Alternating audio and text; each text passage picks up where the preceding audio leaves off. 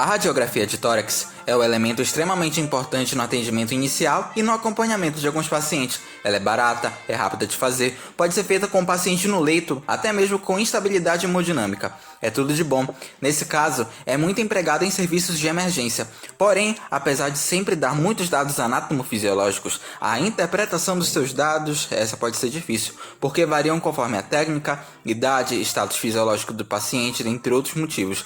Acontece que ela também é um método pouco sensível. Geralmente, o paciente recebe a radiação do raio-x posicionado de costas, ou seja, no posicionamento anteroposterior, mas é importante que ele também fique de ladinho, para mostrar 15% da área pulmonar que pode não aparecer nessa visão.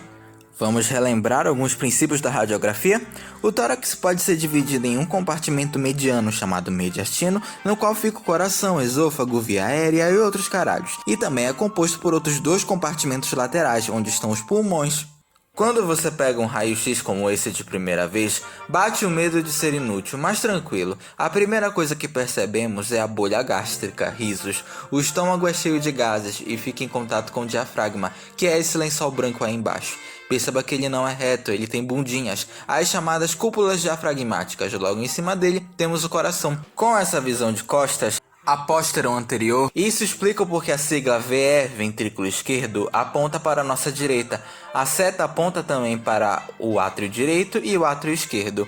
Em cima do átrio direito tem o ramo da artéria pulmonar e logo depois, em cima, o hilo pulmonar. O arco aórtico é esse ponto gordinho no tubo. O raio-x funciona de uma maneira bem simples. O escuro é sempre menos denso, logo é ar. O branquinho geralmente é gordura, esse branquinho meio apagado. Gordura, secreção, material no qual corre sangue, demais fluidos. O branco mais forte é osso. Quanto mais denso e calcificado o osso, mais branco ele fica. E o brilhantemente branco, olha o termo, é um implante metálico. Em termos de radiografia, as doenças são muito importantes para a fisioterapia. Logo vamos começar com o pneumotórax, aquela anormalidade clínica em que uma resposta inflamatória promove o desgaste do tecido pleural e a entrada de ar nesse espaço.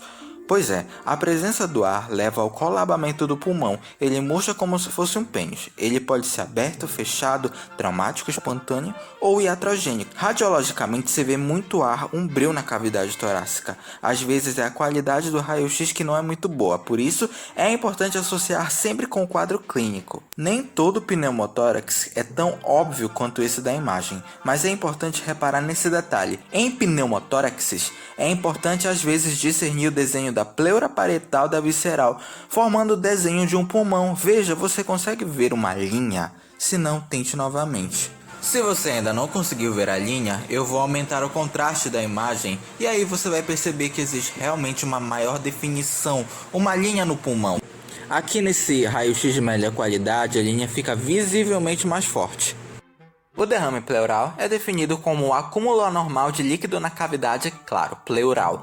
Normalmente existe uma pequena quantidade de líquido pleural para ajudar no movimento de inspiração e expiração do pulmão. Mas em processos como a insuficiência cardíaca congestiva, síndrome nefrótica, pneumonia e diminuição da pressão do espaço pleural, o líquido aumenta tenebrosamente sua quantidade. Nem todo derrame pleural aparece na radiografia. Na visão anteroposterior ou posterior-anterior, derrames pleurais menores que uma xícara de chá de 170 ml de volume dificilmente vão obliterar, isto é, encobrir, o seio costofrênico lateral. Deitado também não é fácil de ver derrame pleural. Por isso, em pacientes de CTI é bom usar TC. Em visão anteroposterior, o derrame faz uma parábola, a parábola de Damascus. Acontece porque a pressão intrapleural é negativa. A pressão negativa do pulmão torna mais forte uma característica da água, a capilaridade, na qual a água se adere às paredes e tenta escalá-las, dizendo assim: quanto mais líquido, mais compressão pulmonar e até deslocamento mediastinal.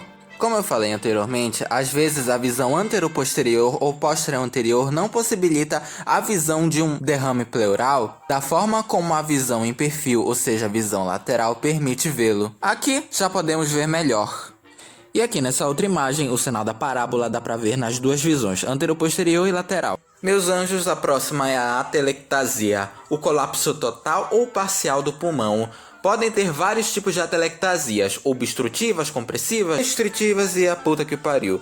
No raio-x, porém, nós observamos no geral opacidade, ou seja, a brancura em focos do pulmão sem padrão específico, elevação do diafragma, diminuição dos espaços intercostais, veremos a seguir. Esse é o raio-x com atelectasia e esse é o raio-x normal. Verifique a diferença no diafragma.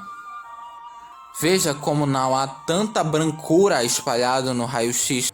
Olha para cá e vê a diferença, quanto é menor no raio-x com atelectasia o espaço intercostal, viu, meu amor? Na imagem a seguir, 2 exemplos de atelectasia. Na esquerda, a atelectasia no lobo superior direito e na direita no inferior. Vamos agora de TPOC, a doença causada pela tal deficiência de alfa-1 antitripsina, que causa hiperissuflação e obstrução ao fluxo de ar na via aérea. No raio-x desses pacientes, o diafragma fica reto igual uma tábua. Os espaços intercostais aumentam, já que o pulmão está inflado de ar, e também tem um aumento nesse espaço retroesternal. Esse é um raio-x normal. Esse também. E esse é um DPOC. Ficou claro, né? Agora eu vou mudar de imagem. Esse aqui é o edema agudo de pulmão e ele tem um sinal chamado asa de borboleta. Borboletinha. Em termos radiológicos, isso significa a diminuição da transparência na região perihilar, que fica em cima e do lado do coração. Esse sinal acontece simetricamente, é uma resposta cicatricial ao evento estressor. Outra doença muito conhecida, a tuberculose, é uma forte doença com fatores de virulência causada pelo Mycobacterium leprae. É uma doença cujos achados radiológicos são inúmeros. Podemos ter opacidades em ápices pulmonares, lá em cima no pulmão, ou pneumonia cruzada, chegando em granuloma residual calcificado. No entanto, há um certo predomínio de acometimento de ápices pulmonares e posteriores dos lobos superiores dos pulmões. Elas podem se evoluir, progredir e se agrupar, dando origem a cavitações do raio-x, no caso essas bolhas. Na tuberculose também é possível de ver derrame pleural às vezes. A pneumonia voltou a ganhar muita atenção graças ao governo chinês ter encoberto a pandemia de coronavírus e a OMS ter feito a bestada decretando pandemia dia 12 de março. É uma inflamação pulmonar causada por agente microbiano como pneumococcus, Haemophilus influenzae e SARS-CoV-2. Dentro da radiografia, dá de ver a chamada opacidade consolidativa, tipo como se fosse um foco isolado em uma parte do pulmão, um foco, entenderam? Um foco. Esse é um raio-x de atelectasia, mas que pode ser causado por uma pneumonia. O fato da pneumonia se consolidar em uma região específica também dá a ela um chamado padrão, o padrão acinar, que é quando existe uma consolidação, ou seja, tipo como se fosse uma brancura em uma região específica, ou uma heterogênea. E agora, por último, uma das mais fáceis, a bronquiectasia. Atenção, a bronquiectasia é uma dilatação irreversível, não dá para mudar mais dos brônquios. A inflamação destruiu o componente elástico e muscular do pulmão. Como o brônquio fica dilatado, cada vez mais que o seu olhar vai para a periferia, você vai perceber, tipo como se fosse uma fila de brônquios alterados. Percebam em todos os exemplos que eu vou dar, existem tipo como se fosse uma linha, uma fila de brônquios, uma fila branca. É isso o sinal da bronquiectasia.